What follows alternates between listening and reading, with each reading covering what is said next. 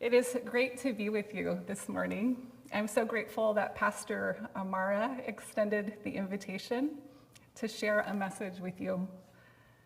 I feel like I need to start with a warning.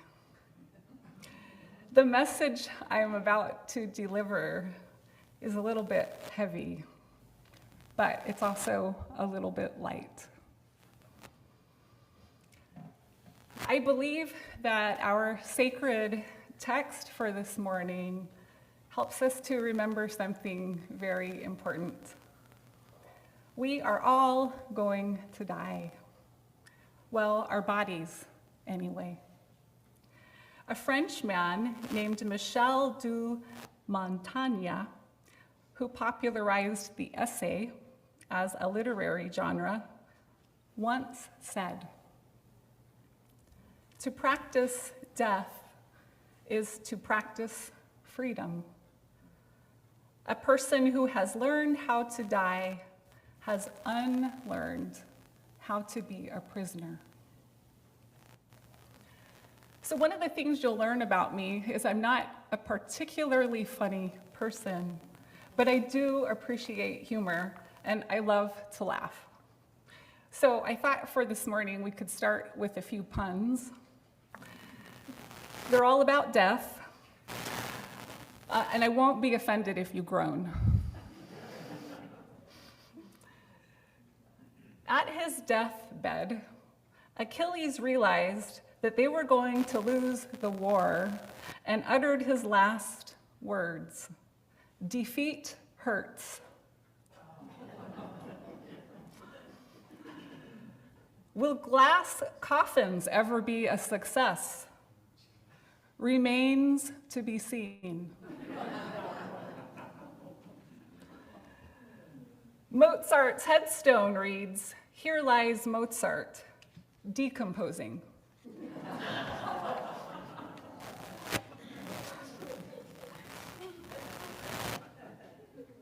A cartoonist was found dead in his home. The details are sketchy.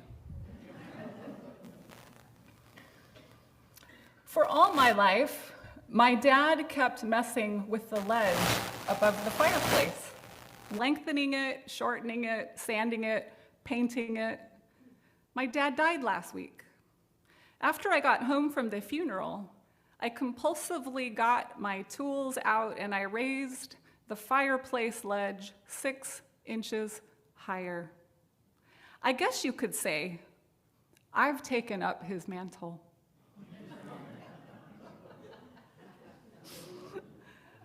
Okay, one more of these. I came across an advertisement for burial plots, and it occurred to me, it was the last thing I needed.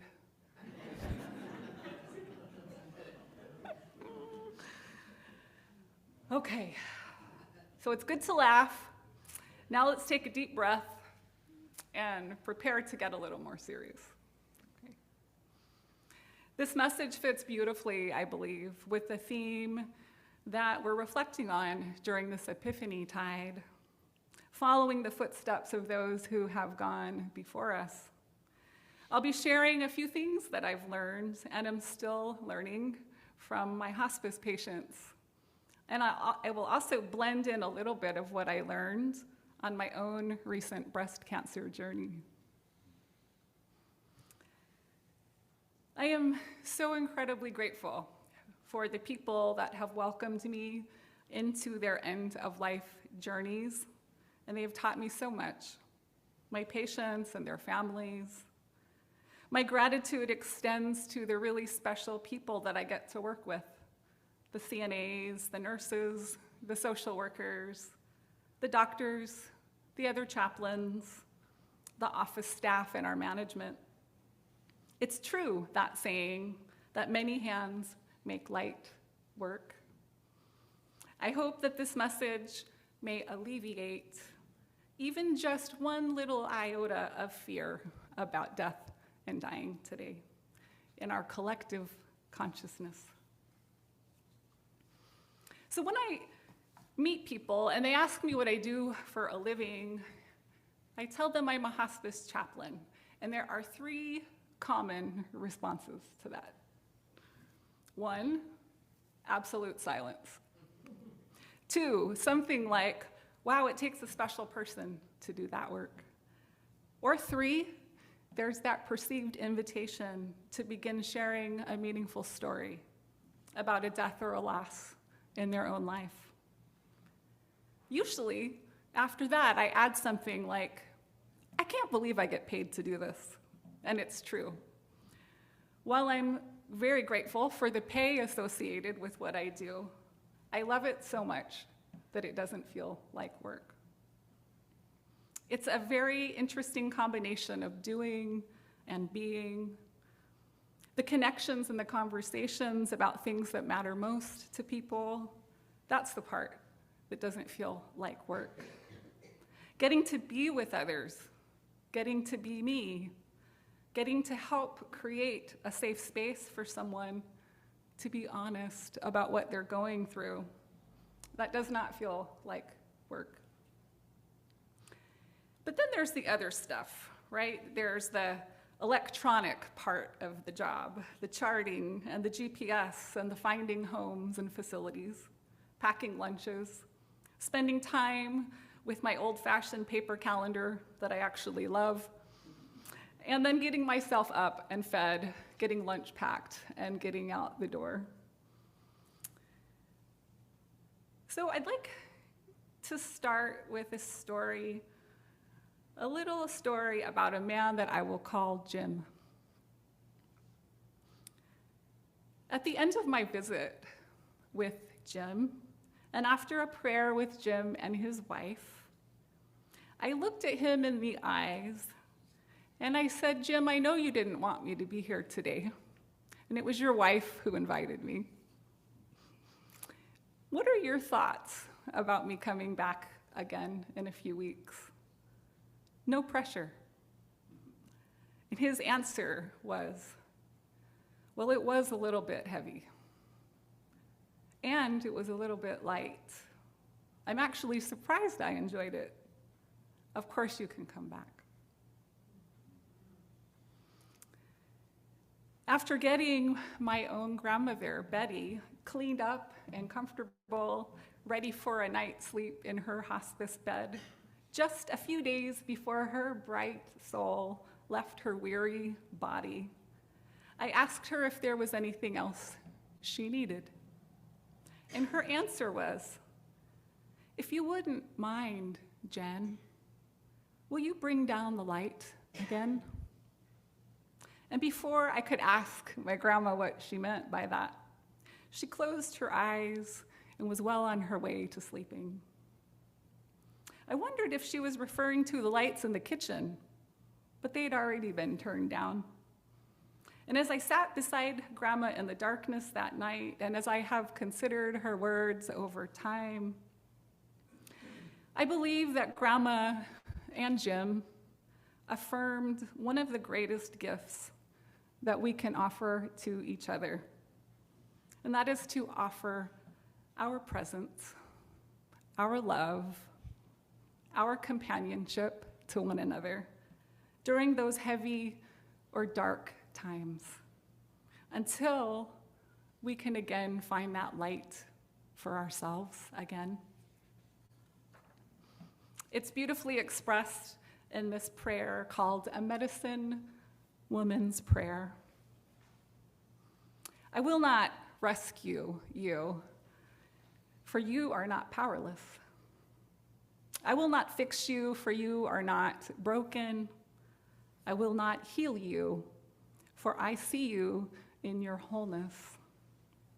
I will walk with you through the darkness as you remember your light.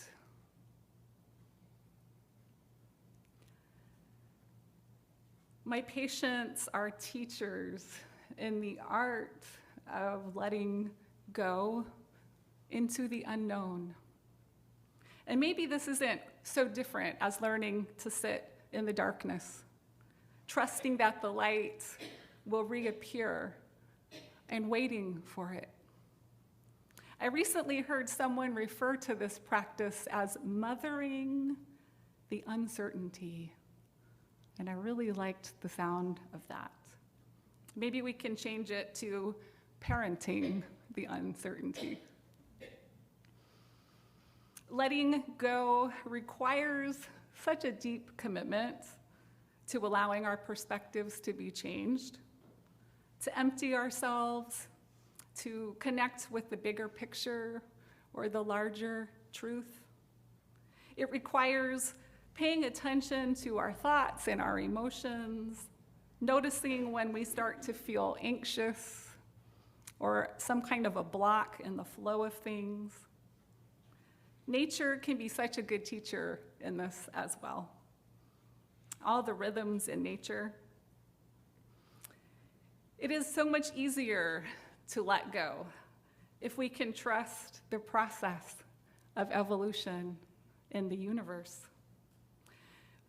I learn and I continue to learn so much from my patients about this art of letting go.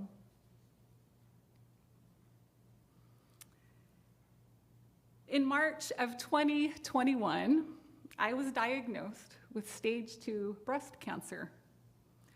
For me, one of the hardest parts of that journey was seeing and feeling how hard it was on my family. It was also really hard to imagine saying goodbye to them. As a hospice chaplain, I knew that this is difficult for most human beings.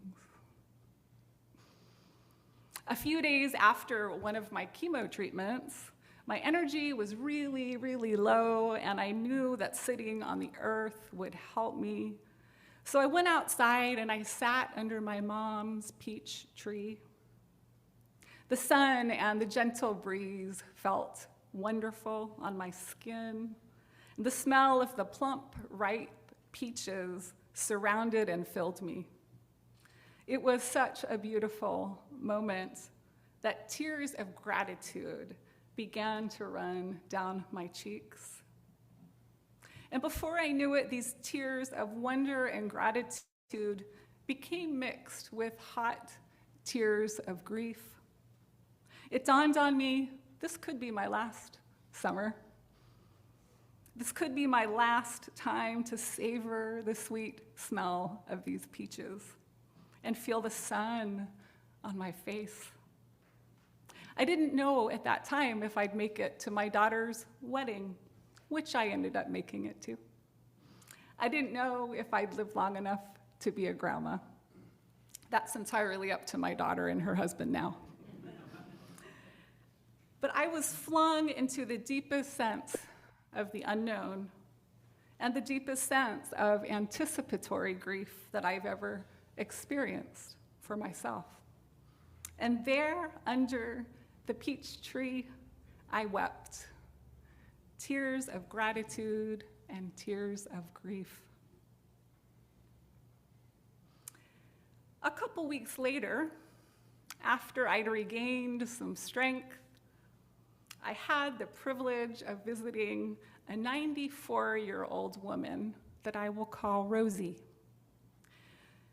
Rosie had just been diagnosed with stage 4 lung cancer.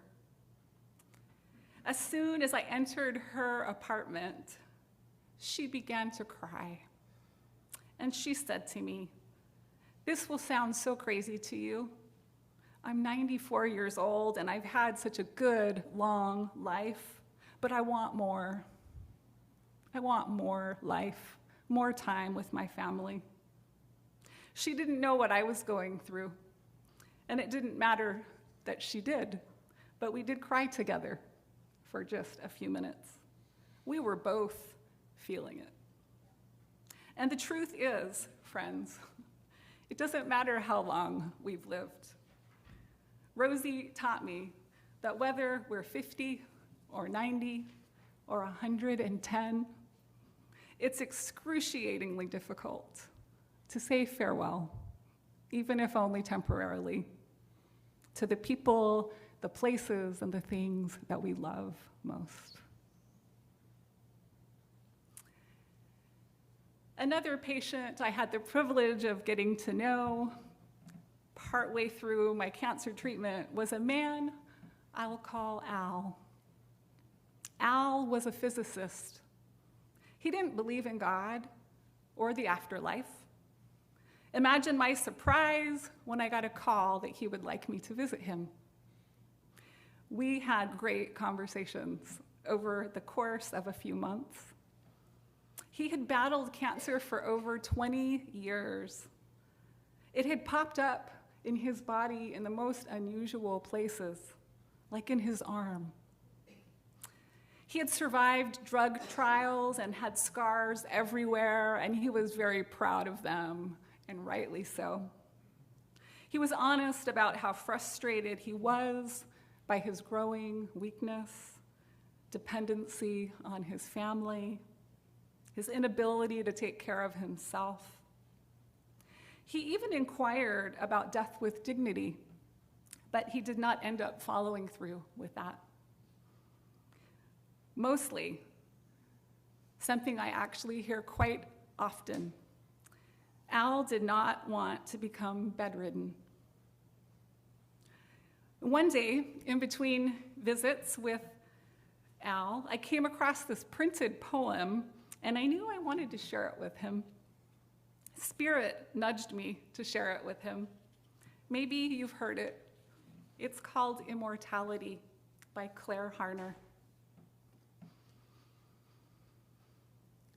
Do not stand at my grave and weep. I am not there. I do not sleep. I am 1,000 winds that blow. I am the diamond glints on snow. I am the sunlight on ripened grain. I am the gentle autumn's rain. When you awaken in the morning's hush, I am the swift, uplifting rush of quiet birds in circled flight. I am the soft stars at night. Do not stand at my grave and cry. I am not there. I did not die. Did you hear that line about the stars?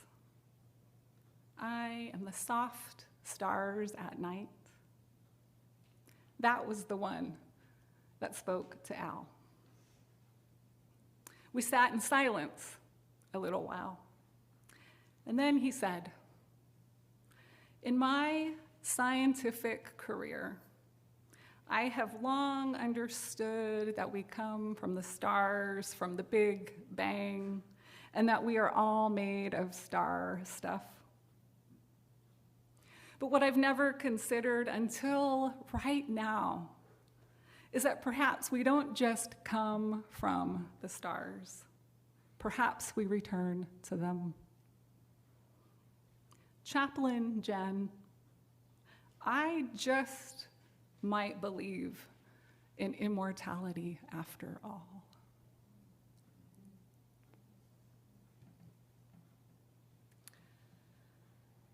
I have been deeply changed by the connections, the conversations with Jim, with my grandma, with Rosie and Al, and so many others. I continue to ponder the visits with them. I continue to ponder Al's statement about the stars. And I continue to learn about this multiverse. I am deeply comforted that we come from the stars, that we are star stuff. And it's just the configuration of that star stuff, I believe, that changes when these human hearts stop beating and these human lungs stop breathing.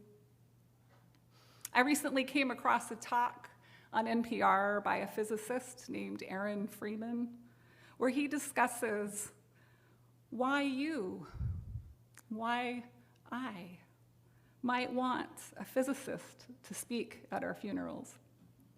He talks about the first law of thermodynamics, the conservation of energy, which is scientifically measurable, accurate, verifiable, and consistent.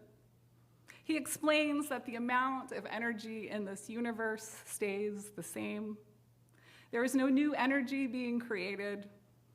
there is none being destroyed. And he explains quite beautifully that when these bodies die, our energy, our heat continues. It just becomes, as he puts it, less orderly.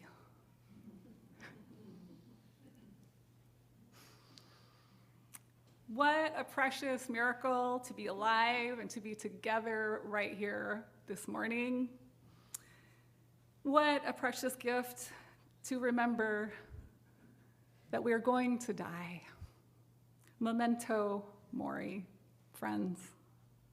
As the first century Greek Stoic philosopher Epictetus said, I cannot escape death, but at least I can escape the fear of it. And may this awareness deeply impact the present moment, as well as our discernment and the choices we make, and our values, our priorities, how we live, and what matters most. A relevant quote that presented itself to me on Facebook, of all places, last week. If we really knew how little time we have, we would make different choices. So let us escape from storing up our fears and our confusions and false knowledge and false comforts, and instead learn to fill our humble lives and homes and barns and hearts and minds with all that is true, with all that is noble and pure and lovely. Thank you for listening.